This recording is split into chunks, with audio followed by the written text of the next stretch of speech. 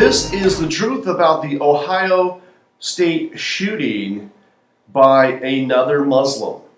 Now, when I heard the first initial reports of the shooting, I looked to see who was the shooter. Was the shooter identified, or was the assailant identified? And of course, it said that the assailant was not, his identity was withheld, was being withheld, meaning the assailant was a Muslim. I knew it. Why won't you tell us who the assailant is? Because the assailant is a Muslim, and that doesn't jive with the left-wing media's narrative that it has nothing to do with Islam. But it has everything to do with Islam. I started doing additional research, and the app on my phone, news app on my phone, brought up some information. Well, what do we know about the shooter? And of course, his first name was Abdul, or short for Abdullah, which means slave to Allah. Hello, is anybody named slave to Jesus? Because Jesus doesn't want you to be a slave. Jesus wants you to be free, and the truth shall set you free. But I guess Muslims believe they need to be a slave to Allah, right? Because Allah is Satan, and the Quran are the satanic verses, as revealed to us by Muhammad, real name Ahmed, in the Quran. Read Quran verse 5:32. It's a direct quote from the Talmud, referring to what God has given to the Jews. Then read the next verse, Quran 5:33, which is the core of Islam, which is kill those who don't believe, kill them where they stand, kill them where they hide, kill them wherever they may be, kill anybody who makes mischief in the land of the Muslims. What is mischief? I don't know. Apparently anything. Anything except killing other people.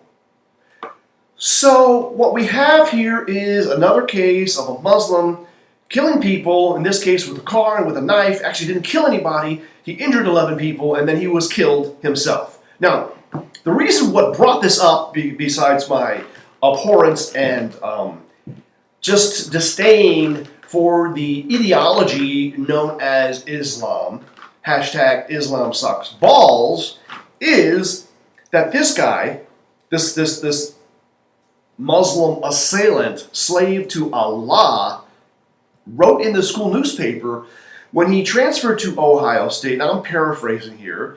He was in shock because it was such a big school, and at his old school, they had prayer rooms for Muslims where they can go and pray. And in this new school, he didn't have any place to pray, and Muslims are required to pray 5 times a day. And he didn't know if he should pray in public in front of everybody, but he was afraid they would make fun of him or cause problems because of the stereotypes of Muslims. Hello? Injuring 11 people and getting shot yourself in the name of Allah is exactly what the guy did. Now, the reason I bring this up is because I was in one of my travels from the United States to Poland, I sat next to a man who I assumed was a Muslim. It was an overnight flight, and I decided to take a nap after dinner. We'll try to get some rest.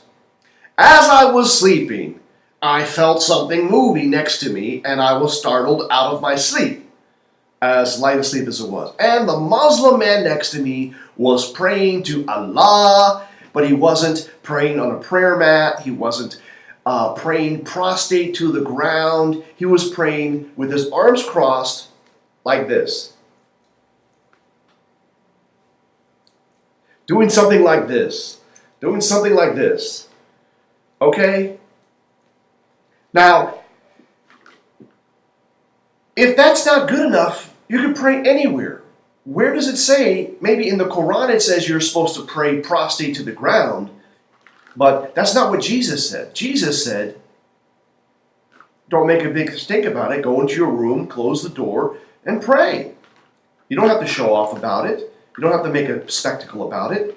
But I thought Muslims worship or cherish or honor what Jesus said. But that's what he said. So here's another example of where Islam is totally 180 degrees out of phase with what the Word of God, what the Word of Jesus in the Gospels has said to you.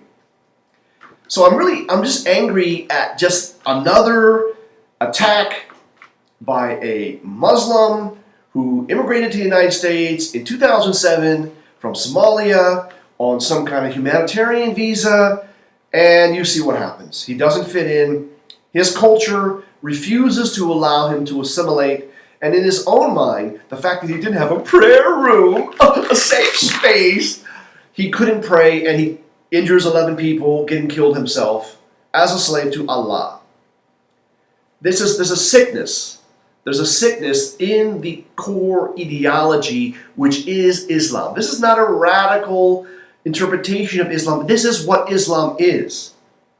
Okay, if you read the Quran and start to just study it, what does it actually say, and how earlier verses were abrogated by later verses, because that's the only way you can try to make sense of it, but in the end it doesn't make any sense, and it's totally out of phase and out of congruence with what the New Testament says. Yet the Quran says that we should judge the Quran based upon what the Word of God came down earlier, and that these books, meaning the Old and the New Testament, have not been corrupted because Allah would not allow anyone to corrupt the words. Again, totally contradicting what modern Muslims say is that the Bible was corrupted. But if it was, we know that the Bible is the same now as it was definitely in the 1st century. So Muhammad came in the 7th century. So it wasn't corrupted then. It's not corrupted now. So how did it get corrupted? And if it did get corrupted, that means that Allah is not God, because Allah said that He is God and He would not let the Bible get corrupted. So how did that happen? You see what I'm saying? Anyhow, there are other people who are more eloquent in their denunciation and the exposure of the falsehood of Islam. But I'm just here to tell you, here we have in the news, another copycat, stereotypical Islamic person trying to injure people in the name of Allah.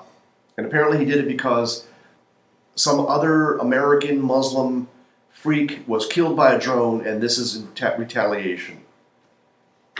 Just doesn't make any sense, people. We have to close the borders to all those people or peoples who refuse to assimilate and have no goodwill for us. Why would we invite in people who hate us? We are not, number one, we're not a battered woman's shelter, to quote Ann Coulter. And number two, we are not idiots, are we, that we're going to invite in people who want to hurt us. Negatory on that. So I'm Holy Joe Rock and Roll. This has been In the News, November the 29th, 2016, reminding you to make it happen for the captain. Get your CCC, Concealed Carry Permit, CCP. Make it happen for the captain, because you're the captain.